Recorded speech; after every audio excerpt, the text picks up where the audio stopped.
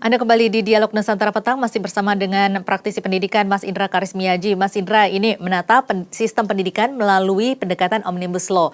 Nah ini pemerintah tampaknya optimis ini sistem pendidikan bisa lebih ditata atau lebih tertata lagi gitu dengan pendekatan Undang-Undang Cipta Kerja ini. Bagaimana Anda melihat ini?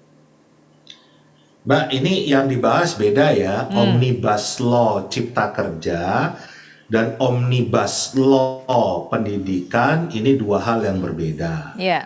Jadi justru dari kami-kami ini, para tokoh pendidikan, para praktisi, para penggiat pendidikan yang mengusulkan revisi Undang-Undang Sisdiknas, jangan hanya Undang-Undang Sisdiknasnya saja. Jangan hanya Undang-Undang Nomor 20 Tahun 2003 yang direvisi. Tetapi pendekatannya harus omnibus, kan gitu. Jadi seperti bus besar. Karena apa? Banyak hal yang selama ini bertentangan. Contoh aja yang paling gampang adalah antara Undang-Undang Sisdiknas dengan Undang-Undang Otonomi Daerah. Ya. Kita itu selalu dengar kalau Indonesia itu kekurangan guru. Tetapi faktanya secara jumlah Indonesia itu kebanyakan guru, kelebihan guru kan gitu. Kenapa? Nah ini contoh nyata yang saya dengan mata kepala sendiri melihat. Tahun 2016 saat ada perpindahan pengelolaan untuk level SMA dan SMK dari kota kabupaten pindah ke provinsi, itu di kantor kepala daerah, Mbak.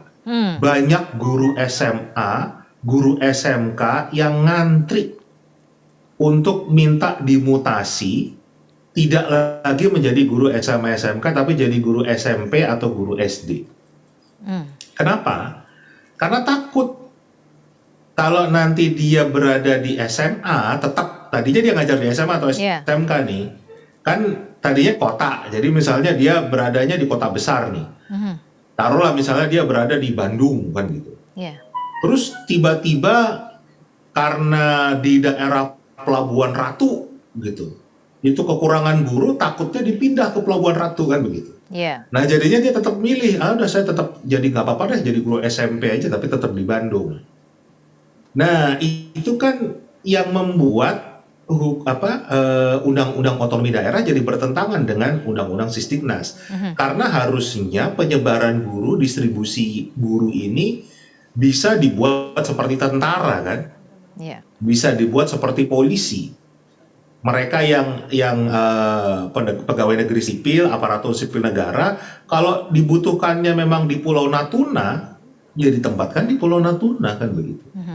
Jangan maunya semua di Jakarta, di Jogja, di Surabaya. Itu yang terjadi sekarang. Nah ini yang saat ini berjalannya sendiri-sendiri kan gitu. Undang-undang guru dan dosen juga ada beberapa hal yang bertentangan dengan Undang-Undang Sisdiknasnya. Misalnya mutu guru, pelatihan guru, persiapan guru kan gitu. Itu yang sepertinya kan gitu. Karena tadi kita semua sangat ingin mensukseskan programnya Pak Jokowi. Kita sangat ingin punya manusia SDM Indonesia yang betul-betul unggul.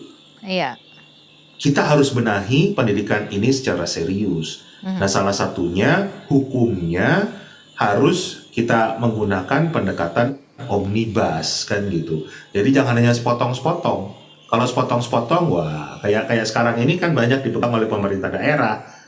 Nah ini yang akhirnya banyak kesulitan kan gitu, membuat mutu pendidikan kita tadi menjadi salah satu yang terendah di dunia. Kalau untuk kedepannya lagi seperti apa nanti implementasi yang harus dilakukan? Saya tetap menyarankan satu, kita buat dulu cetak birunya, kita buat dulu blueprintnya. Yang mau dibangun itu pertama, SDM yang seperti apa sih? Ya kan? Jadi definisi itu saja atau standar itu saja belum dilakukan saat ini ya? Nah itu kan yang kita sekarang kan belum punya, kita belum pernah dengar kan, belum pernah ada pembahasan. Apakah yang dimaksud dengan SDM unggul itu driver ojol misalnya? Misalnya kan gitu. Tapi kan itu nggak pernah disebutkan kan. Jadi yang disebut unggul itu yang seperti apa? Tapi yang harus harus jelas kan, harus spesifik. Oh, kita mau mencapai yang seperti ini. Berapa banyak? Ya kan? Dan sekarang kita berada di titik mana? Jadi dari titik 0 sampai ke titik tujuan tadi jelas kan? Itu yang disebut dengan cetak biru kan, peta jalan dari. Jadi kalau pakai aplikasi Gojek tuh Mbak, kan mulainya dari titik jemputnya di mana, terus mau diantar kemana, ya kan? Ini dari titik awalnya saja masih berapa? belum jelas, apalagi mau sampai kemananya ini ya, bagaimana caranya mencapai ke sana kalau dari titik awalnya saja tidak jelas begitu ya Mas Indra ya? Nah, Baik. dan juga kita harus ingat Indonesia ini sangat bineka. Baik. Apa yang dilakukan di Jakarta belum tentu bisa dilakukan di Papua atau sebaliknya. Baik, kita akan dengarkan dulu azan maghrib berikut ini Mas Indra, nanti kita akan sambung lagi pembicaraan kita. Ya.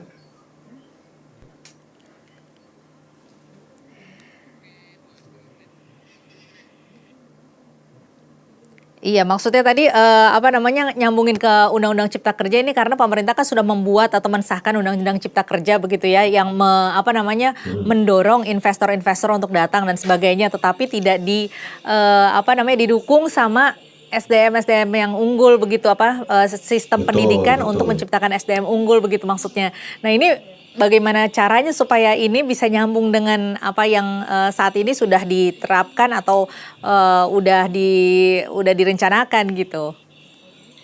Nah, benar Mbak. Jadi hubungannya kalau dengan Omnibus Law yang Cipta Kerja tadi kan gitu. Sekarang contohlah kita berhasil menarik investor. Banyak banget investor asing di Indonesia ini. Nah, tujuannya kan kita menarik investor ini kan untuk mereka buka lapangan kerja ya. Nah, mereka buka lowongan nih. Tapi ternyata nggak ada anak Indonesia yang memenuhi persyaratan lowongan tersebut. Iya, nggak qualified. Nah, akhirnya kan mereka malah merekrut dari luar semua kan. Jadi menciptakan lapangan kerja untuk orang asing nantinya kan begitu. Iya. Jadi memang Undang-Undang Cipta Lapangan Kerja ini punya dua sisi pisau. Terlepas dari kontroversinya kemarin ya, dari sisi SDM-nya sendiri, ini kita juga punya bahaya justru bukan menjadi cipta lapangan kerja untuk orang Indonesia, tapi menjadi cipta lapangan kerja untuk orang asing. Ini jadi bentuk penjajahan sendiri. Membangun SDM. Nah, itu yang paling ditakutkan kan gitu. Itu yang paling ditakutkan akhirnya betul-betul menjadi VOC modern. Iya. Nah, kita bahas tadi kan begitu. Iya, itu. betul. Nah, kita punya usul memang untuk bisa membenahi pendidikan tadi, pendekatannya juga harus dengan Omnibus Law Education kan gitu. Oke. 30 second, Mas. 20 ding. Ya.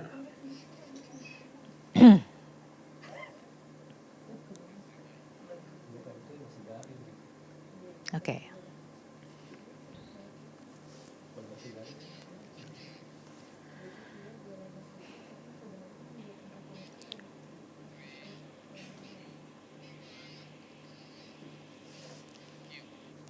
Iya, pemirsa, kembali di Dialog Nusantara Petang masih bersama dengan Mas Indra Karismiaji. Tadi Mas Indra mengatakan bahwa untuk sampai ke satu titik tertentu saja ini kita bagaimana caranya adalah karena di titik awalnya saja kita tidak tahu begitu ya Mas ya. Sementara pemerintah pada saat ini sudah mensahkan Undang-Undang Cipta Kerja yang menarik banyak investor asing. Bagaimana caranya mencapai itu sementara pada saat ini sistem pendidikan masih belum jelas begitu. Karena itu perlu ditata ulang begitu Mas.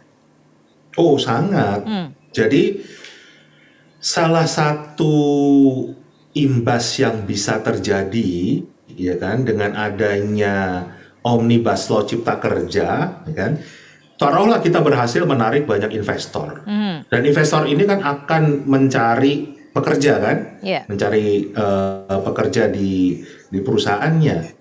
Ternyata orang-orang Indonesia nggak ada yang qualified. Akhirnya apa? Akhirnya kita membuat cipta lapangan kerja untuk orang asing.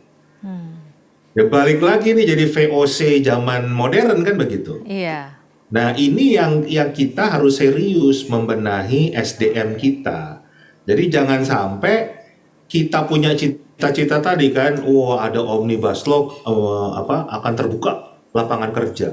Tapi ternyata SDM kita nggak bisa diterima, nggak qualified karena tidak disiapkan. Bayangin Mbak, baca aja nggak bisa. Iya. Gimana mau jadi perusahaan-perusahaan internasional? Kalau baca aja nggak bisa, kita dianggapnya functionally illiterate. Kita nggak bisa baca, kita bisa baca tapi nggak ngerti apa yang kita baca. Gimana kita berharap untuk nilai-nilai yang tinggi kan gitu. Itu yang kita harus benahi dan kita bisa lihat kan kasus-kasus. Munculnya banyak gelar HC sekarang kan gitu. Iya. Itu entah itu HC-nya itu hororis causa atau humoris causa. Jadi Honoris kita masih causa. suka dengan hal-hal yang seperti itu, tapi kemampuan dasarnya saja nggak kita siapkan. Jadi saran saya yaitu mulailah dengan membuat cetak birunya. Kita akui lah kan gitu. Kalau memang sekarang pendidikan kita buruk, Iya. kan kita harus ngakuin dulu. Kalau kita merasa enggak kok, kita punya banyak anak Indonesia yang menang Olimpiade ini, yang itu, Iya. mana kan gitu loh. Mana mereka itu di mana kan gitu.